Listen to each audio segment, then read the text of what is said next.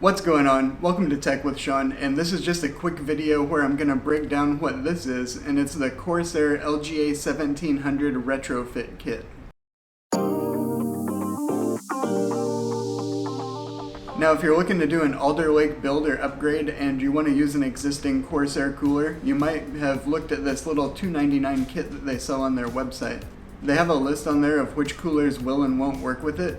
And if yours is listed, you can go ahead and order this. It's only $2.99, and basically it's just 4 new standoffs. The Alder Lake or LGA 1700 socket is a little bit different size than the previous generation, and it also has a little bit different mounting height. Some motherboard makers like Asus are putting out boards with 2 different sets of holes, so you have the appropriate one for your cooler or bracket or whatever, but that's only half the battle because there's also the difference in mounting height. If you don't have a proper size standoff, then you might have a bigger gap than you would want between your cooler and the chip itself.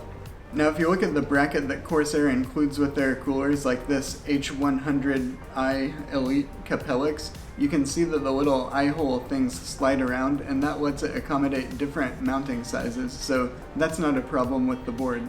But if you look at these standoffs that they include, the ones for the previous Intel sockets are a little bit taller, so it's not going to let the cooler sit as low on the chip as it needs to for LGA 1700. So basically this little $2.99 kit will let you get the proper mounting pressure and everything on the new chip, and it's probably definitely worth your $2.99. I can't say how everybody's order will go, but this one only took a couple of days to come after I ordered it.